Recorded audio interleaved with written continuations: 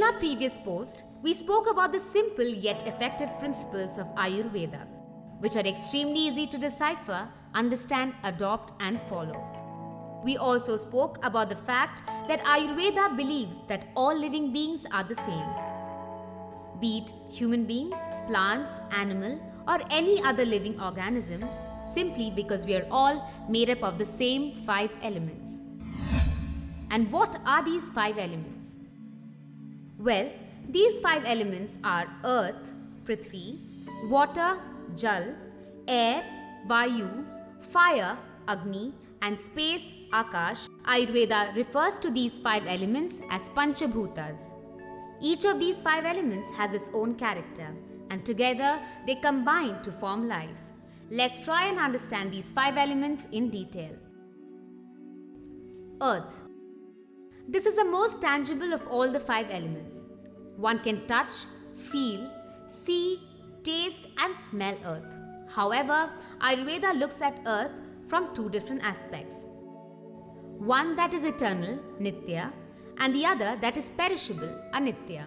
Our body's sense organs and mind get the shape of life or jiva but are perishable. Once we cease to exist, our body is either burnt or buried and hence goes back to earth. But the Nitya elements or atoms are eternal and take up a new form or new life once our body ceases to exist. Earth is what gives us stability and keeps our body and organs together. Water.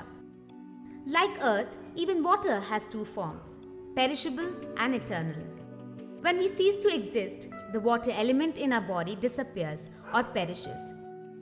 But then water from lakes, rivers, and oceans evaporates and comes back to earth in the form of rain. From a sensory perspective, water can be seen, felt, touched, and tasted. Though modern science considers water to be tasteless, but it does have a taste that quenches our thirst, and our body knows and recognizes that very well.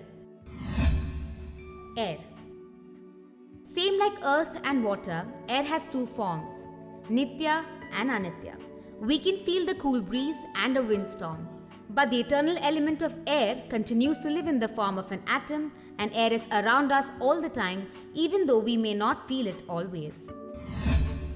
Fire. Fire or Agni is the 4th element that we are made up of.